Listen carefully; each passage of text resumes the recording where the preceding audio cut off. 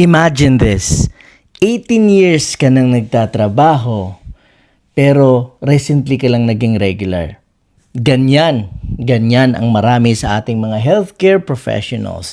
At alam mo ba, just recently, 118 hospital workers sa ilalim ng Cebu Provincial Government, kabilang yung mga nurses, yung doktor, admin staff, ang na-promote at naging regular. Yehey! Diba? And first of all, sobrang magandang balita yan. Kasi sa history, di ba? Parang isang malaking accomplishment yung 180 na yan. Isipin mo.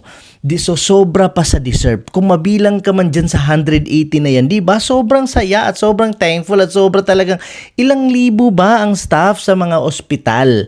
At ilan ba yung ospital sa Cebu pa lang? Di ba? Ang dami. So, pero alam mo ba kung ano talaga yung tumatak sa akin? Yung pinakamatagal sa kanila has been working for 18 years. Isipin nyo yan ha, 18 years bago naging regular. Diba? 18 years of service bago magkaroon ng permanenteng posisyon. At ang masakit pa doon, hindi lang naman siya yung ganito. Maraming healthcare workers sa government hospital sa buong Pilipinas ang ilang taon nang nagtatrabaho pero wala pa ring job security. Yung iba, delayed pa yung sahod nila. Kaya it's a good start. Pero sana may matapos tayo. At sana kung pwede nga lang lahat talaga ng healthcare workers ay maging permanent. Kasi that's the least thing you can actually give for them. Imagine sa Cebu pa lang ha, ilan yung provincial government? It's 16.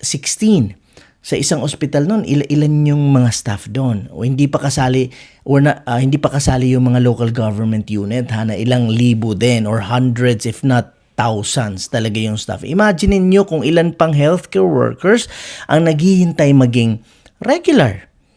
At hindi lang ito problema sa Cebu. Problema ito sa buong bansa.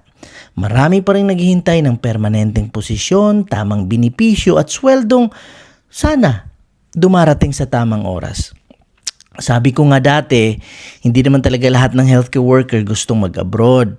Marami ang gustong manatili at magsilbi sa Pilipinas kasi andyan yung pamilya nila, andyan yung pamilya namin, di ba? Pero kung gusto nating manatili sila, sana bigyan din sila ng dahilan para manatili. Kasi yung job security, malaking bagay yan. Tamang binipisyo at tamang sweldo, hindi naman luho yan eh.